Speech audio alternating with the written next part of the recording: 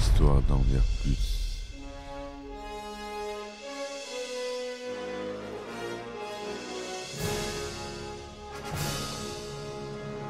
Eh ben attendez, on est en France. Allez, cul sec. Hop.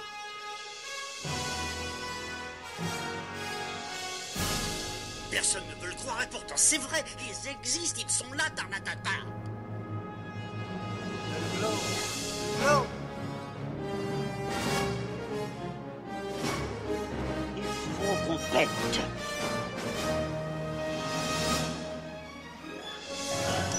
Voyons, circuit branché, convecteur temporel temporisé.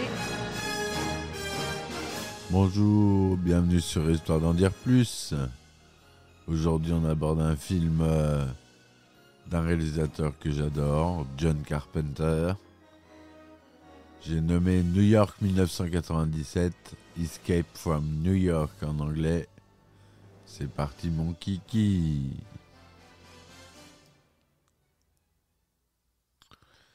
Alors New York 1997 ou Escape from New York, d'où le titre original, est un film de science-fiction américain réalisé par John Carpenter et qui est sorti en 1981. Le film se déroule dans un avenir proche où l'augmentation du crime aux États-Unis a conduit à transformer l'île de Manhattan à New York en une prison à sécurité maximale. Le légendaire fugitif et ancien soldat Snake Plissken, incarné par le cher Kurt Russell, a 24 heures pour trouver le président des États-Unis, Donald Pleasence, qui a été capturé par les détenus après le crash d'Air Force One sur l'île à la suite d'un attentat. John Carpenter écrit le film au milieu des années 1970 en réaction au scandale du Watergate. Après le succès de La Nuit des Masques en 1978, le réalisateur a assez d'influence pour tourner son projet avec un budget estimé à 6 millions de dollars. Le tournage se déroule principalement à Saint-Louis, dans le Missouri. Le scénario est coécrit avec Nick Castle, qui avait déjà collaboré avec John Carpenter en interprétant Michael Myers dans La Nuit des Masques. On trouve facilement des autographes de Nick Castle sur Internet. New York 1997 sort en France en juin 81 et aux États-Unis en juillet 81. Bien accueilli par la critique, le film est un succès commercial récoltant plus de 25 millions de dollars au box-office. Il est nommé dans 4 catégories aux Saturn Awards 82, dont celle du meilleur film de science-fiction et de la meilleure réalisation. Le long-métrage est devenu au fil du temps un film culte, notamment grâce au personnage de l'anti-héros Snake Plissken. John Carpenter écrit et réalise une suite, Los Angeles 2013, en 1996, dans laquelle Kurt Russell reprend son rôle 16 ans après. Le film est pas mal, mais il ne vaut pas New York 97, qui reste culte. Donc l'intrigue. Alors que le président des États-Unis, John Harker, se rend à une importante conférence internationale, son avion, Air Force One, est détourné par des terroristes. Le président, muni d'un bracelet émetteur radio et porteur d'une importante cassette audio, conservant des secrets de la production d'électricité par fusion nucléaire, parvient à s'enfuir en s'éjectant de l'avion présidentiel à bord d'une capsule de survie.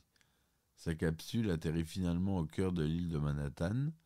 Capturés par les prisonniers de l'île, ces derniers ordonnent aux forces de l'ordre ayant accouru de déguerpir.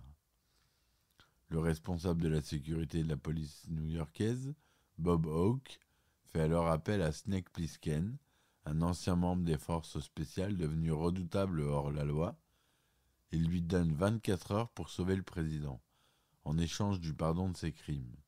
Plissken, à contre-cœur, accepte la mission. Hawke lui fait ensuite injecter de microscopiques capsules explosives qui détruiront ses artères carotides s'il tente de s'enfuir. Ces capsules ne pouvant être désamorcées qu'au cours des dernières 15 minutes par des rayons X, Plissken revient avec le président et la cassette à temps pour le sommer. Hawke acceptera de les neutraliser. Envoyé vers l'île de Manhattan à bord d'un planeur, Plisken se pose sur le toit d'une des tours jumelles du World Trade Center. Il se rend à l'extérieur de l'immeuble où il localise les débris de l'avion présidentiel ainsi que la capsule de survie. Suivant le signal radio du bracelet émetteur du président, il le localise dans un théâtre mais s'aperçoit que le porteur du bracelet est un prisonnier qui a volé la montre. Aidé par Cabby, un prisonnier de l'huile, par ailleurs chauffeur de taxi féru de jazz qu'il écoute sur son magnétophone, Plisken apprend que le président est retenu prisonnier par le duc, une personnalité influente et crainte sur l'île. Il entre ensuite en contact avec Brain, un ancien complice de Plisken qui possède des plans des mines placés sur les ponts. Juste une petite accolade. On parle, entre parenthèses, des effets spéciaux. Quand il atterrit en planeur, on voit sur ses écrans une sorte d'image 3D des immeubles qui défilent. Et en fait, ce qu'ils ont fait, ils n'ont pas fait en 3D. Ils ont filmé des maquettes d'immeubles sur fond noir avec du scotch blanc. Et ça a donné l'illusion d'une 3D de l'époque. Voilà. Donc, il entre ensuite en contact avec Brain, un ancien complice de Plisken, qui possède un plan des mines placé sur les ponts. Plisken force Brain et sa petite amie Maggie à le conduire au repère du duc à Grand Central Station. Après avoir tenté de libérer le président, Plisken est capturé par les hommes de main du duc. Il est ensuite forcé de se battre sur un ring avec le champion de l'île et remporte le combat de justesse. Pendant ce temps, Brain et Maggie trouvent une astuce pour libérer le président, tuant les gardes qui le surveillaient. Informé, le duc ordonne à son gang de pourchasser les intrus. Dans la confusion, Plisken en profite pour s'enfuir et active un récepteur caché dans un bracelet que Hawk lui avait donné. Il parvient à trouver le trio, bientôt accompagné de Cabby qui se trouve en possession de la cassette audio du président, après avoir l'échangé avec l'un des sbires du duc. Le petit groupe, en premier lieu, tente de rejoindre le planeur de Plisken, resté au sommet du World Trade Center, mais n'arrive pas assez tôt pour embarquer, pris de court par les hommes du duc qui font tomber l'appareil du gratte-ciel. Les fugitifs se dirigent alors vers le pont de Queensboro, protégés par les mines, poursuivis par les hommes du duc. Au cours de leur fuite, alors que Snake consulte le décompte sur son bracelet et n'entend pas une des directions indiquées par Brain, le taxi dans lequel ils voyagent saute sur une mine, tuant Cabby sur le coup et obligeant les survivants à s'enfuir à pied. Brain est ensuite tué par une mine, mais suivi par Maggie qui refuse de le quitter et meurt en essayant de tuer le duc en lui tirant dessus alors que ce dernier arrive en voiture. Malgré tout, le président et Plisken parviennent à atteindre le mur de l'enceinte de l'île prison où les gardes leur font descendre une échelle de corde pour les évacuer. Cependant, le duc accourt et freine l'ascension du Snake en se battant avec lui, mais le président, qui a réussi à atteindre le sommet du mur, abat son ancien tortionnaire d'une rafale de mitraillettes. Plisken le rejoint et sauve sa peau, Hawk acceptant de faire neutraliser les explosifs contenus dans son corps. Le président remercie Plisken de l'avoir sauvé, puis se prépare à faire un important discours télévisé. Quand Plisken lui demande comment il se sent alors que plusieurs personnes ont été tuées pour le sauver, le chef d'État ne manifeste pas la moindre empathie. Plisken, écœuré, intervertit les bandes de la cassette et substitue celles des secrets nucléaires qu'il a récupérées durant sa mission avec celles de musique de jazz de Cabby, ce qui cause un désastre et une autre grande surprise pour le président lors de son allocution quand il fait écouter la bande à ses interlocuteurs. Après avoir obtenu la grâce de ses anciens crimes, Plisken quitte les lieux, détruisant la cassette contenant les secrets nucléaires. Voilà pour l'histoire de ce fameux film culte. Scénario béton. Tout est béton. Aux effets visuels, il faut savoir qu'on a James Cameron qui a travaillé dessus. Ni plus ni moins. On a Dean Cuddeley à la direction photo. Larry Franco en tant qu'assistant réel. C'est une production AFCO Embassy Pictures International Film Investor, Goldcrest Film International et Major Studio Partners. Le budget était de 6 millions de dollars. Ça a été tourné en Métrocolor 35 mm, 2/35e son Dolby Stereo. La durée est de 99 minutes. Comme je vous l'ai dit, il est sorti d'abord en France le 24 juin 1981, puis ensuite aux États-Unis le 10 juillet 1981. Kurt Russell y joue Snake Plissken, Lee Van Cleef y joue Bob Hawke, Donald Pleasant, le président des États-Unis, le fameux Ernest Borgnine qu'on aime beaucoup qui joue Cabby, Isaac Hayes joue le duc de New York. Voilà pour les rôles à retenir. John Carpenter écrit le scénario de New York 1997 en 1976 dans la foulée du scandale du Watergate. Aucun studio n'en voulait parce que selon lui, il était trop violent, trop effrayant, trop bizarre. John Carpenter a également été inspiré par le film Un justicier dans la ville, qui était très populaire à l'époque. Il n'était pas d'accord avec la philosophie de ce film, mais il a beaucoup aimé la façon dont il transmet la sensation de New York, une sorte de jungle, et voulait faire un film de science-fiction dans ce sens. La transformation de la ville de New York en gigantesque prison n'est pas sans rappeler, 6 ans avant la sortie du film, l'évacuation de la capitale du Cambodge, Phnom Penh, et sa transformation en une prison d'État par les Khmers rouges dans ce qui reste de Phnom Penh, surnommé S21. Ce centre de détention vit passer entre 75 et 79 plus de 20 000 détenus, dont 7 seulement survécurent. Les personnages Cronenberg et Romero sont des hommages aux réalisateurs David Cronenberg et George Romero. À sa sortie, le film fait également écho à la crise des otages américains en Iran.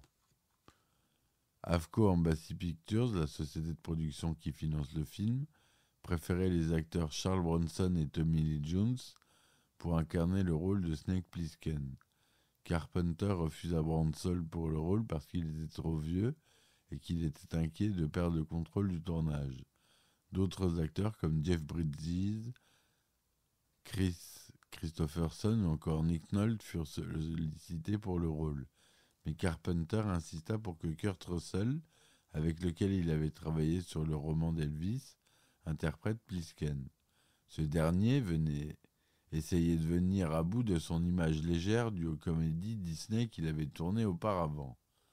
Alors que les studios ont émis le nom de Kirk Douglas, Burt Lancaster ou encore William Holden, John Carpenter choisit Lee Van Cleef car il est fan des films de Sergio Leone. D'abord réticent après lecture du scénario, Ernest Borgnine accepte le rôle du chauffeur de taxi au souhait de John Carpenter. Borgnine est par ailleurs le seul acteur du casting à être lauréat d'un Oscar. Bah oui, hein. La voix off en début du film est assurée dans la version originale par l'actrice Jamie Lee Curtis, qui avait précédemment tourné sous la direction de Carpenter dans La Nuit des Masques en 1978 et dans Fog en 1980. Dans le tournage, c'est dans la ville de Saint-Louis, dans le centre, avait été victime d'un grand incendie dans les années 70 qu'a été tourné le film. Le tournage a commencé en août 1980 pour finir en novembre. Certaines scènes ont été tournées en Californie, à l'Art Center College of Design de Pasadena, à la California Institute of Art de Valencia, l'Université de Californie du Sud de Los Angeles. Quelques scènes ont été réellement tournées à New York. Pour les scènes de vol de Air Force One, une maquette en résine de l'avion a été réalisée. Les morceaux de la carcasse, visibles dans la scène post-crash, sont 3 sections de coupe provenant d'un ancien appareil racheté dans une décharge de Tucson dans l'Arizona. Durant le tournage, Lee Van Cleef souffrait d'une grave blessure au genou suite à une chute de cheval. Aussi, il joua quelques scènes de déplacement en boitant un peu, et ce, sous le regard attentif de son épouse et de l'équipe. Selon les plans filmés, Kurt Russell portait un bandeau fermé pour les gros plans et un peu percé pour bien voir pour les plans larges. La séquence de la bagarre entre Snake et le colosse fut très éprouvant pour Kurt Russell, mais aussi pour ses doublures. En effet, bien qu'il retint ses coups, le catcheur Ox Baker ne pouvait s'empêcher de causer des bleus à ses adversaires.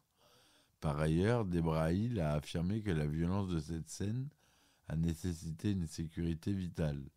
Aussi, lorsque Snake achève son adversaire en le frappant à la nuque avec une batte, Baker fut protégé par une discrète plaque de bois insérée derrière sa tête. Les projections. James Cameron a participé aux effets spéciaux en réalisant les peintures sur verre pour réaliser les matte paintings. Les matte paintings, c'est ce qui permet de faire des extensions de décor, qui permet de se tourner juste une portion du décor et de l'étendre avec l'aide d'une peinture. À l'époque, c'était des peintures à la main, comme pour Star Wars.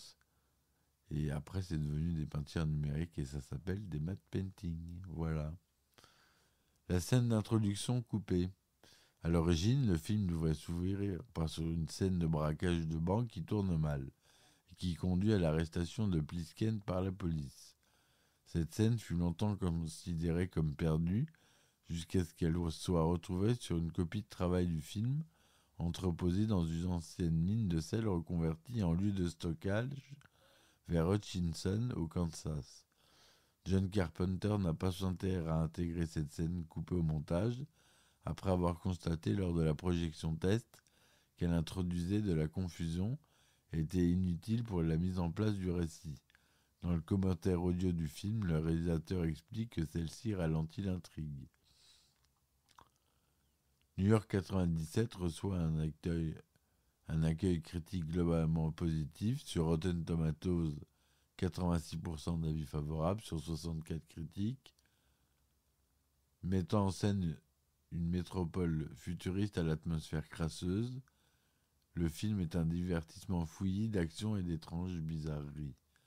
Sur Metacritic, le film obtient 76% sur 12 critiques, avis généralement favorables. Pour Vincent Canby du New York Times, le film est l'un des meilleurs films de fuite et d'évasion de la saison. Pour le critique de Newsweek, le réalisateur John Carpenter a fait un travail propre, mais se contente de trop peu. Cependant, il utilise bien Russell. Richard Corliss du Time indique que le réalisateur avec ce film offre aux cinéphiles une occasion rare pour échapper à la torpeur de l'air conditionné. Cette excursion vaut la peine. Tourné avec un budget de $6 millions, New York 1997 a rapporté un total de 25,2 millions de dollars de recettes aux États-Unis, devenant la 31e meilleure recette au box-office de l'année 1981. Le succès commercial américain s'étend en France, où le film franchit le cap du million d'entrées, 1,27, permettant à John Carpenter d'obtenir son meilleur score sur le territoire français.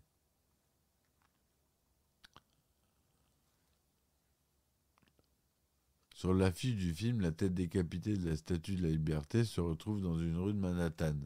Dans le film, Liberty Island fait partie intégrante du dispositif de contrôle de la prison et la statue est indemne. L'avion présidentiel Air Force One change à travers les scènes. Avant le crash, l'appareil semble être un mélange entre un Boeing 707 et un Douglas DC-9. Plus tard, sur les écrans du Liberty Island Security Control, la version graphique de l'avion a la forme d'un Boeing 737. En frein, après le crash, l'épave fait penser à un modèle Convair 240. Au moment où le président se prépare à s'échapper avec sa capsule de sauvetage, un plan extérieur montre un garde de police suivre des yeux la descente de l'avion présidentiel. On peut constater que son regard n'est pas asynchrone avec le passage de l'avion. Au moment où Hawk inspecte la capsule vide du président, on peut apercevoir un halo de lumière orangée en arc de cercle causé par un mauvais effet de feu crépitant à côté. Les temps exprimés ou affichés sur le compte à rebours ne sont pas toujours cohérents.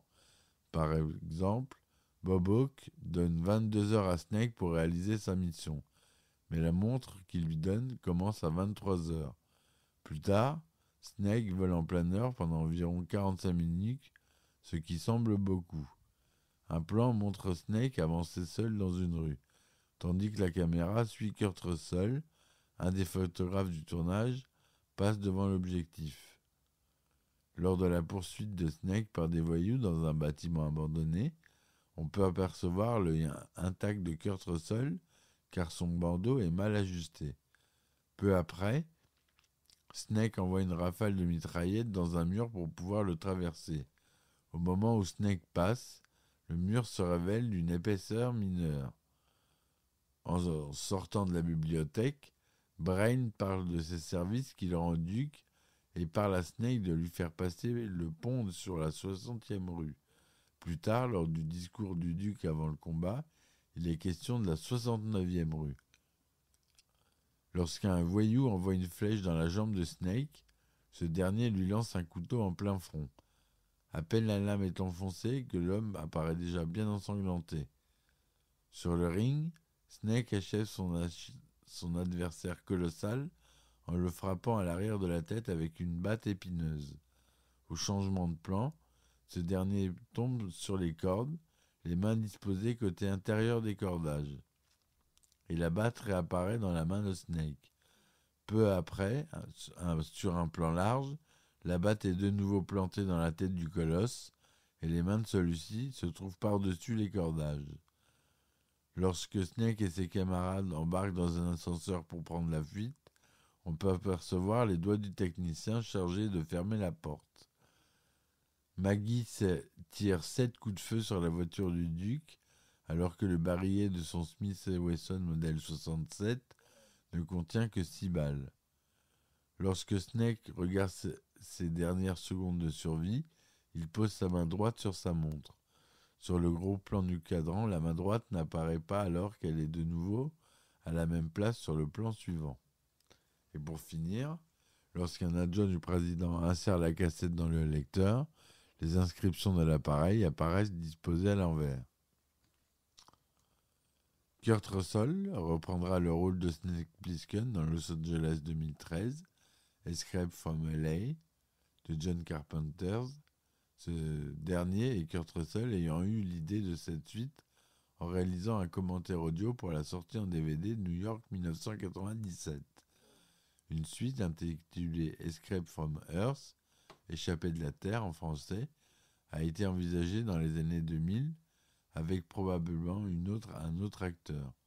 De la matière noire libérée sur Terre aurait transformé 99% de la population en zombies. Snake serait alors obligé de s'enfuir de la planète. Un remake du film original aurait également été évoqué à plusieurs reprises. Les producteurs auraient envisagé pour le rôle principal Gerard Butler, Josh Brolin, Jeremy Renner, Jason Statham et Tom Hardy.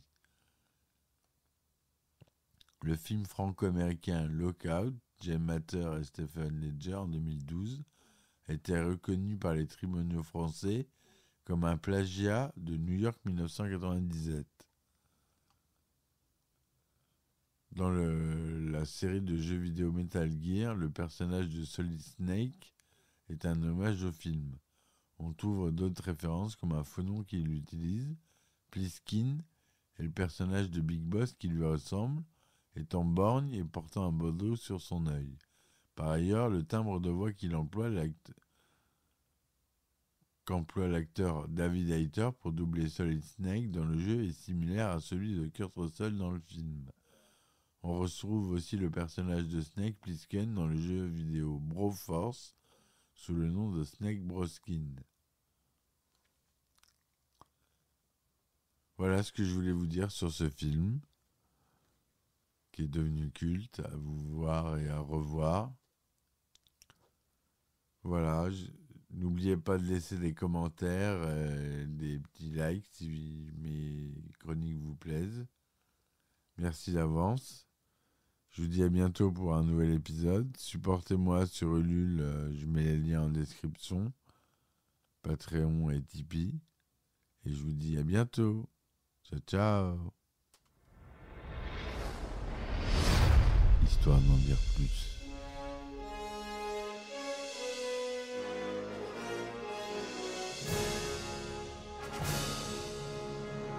Eh ben attendez, on est en France. Allez, cul sec.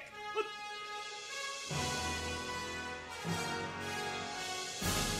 Personne ne veut le croire et pourtant c'est vrai. Ils existent, ils sont là, Tarnatata. Le globe. Il faut qu'on pète.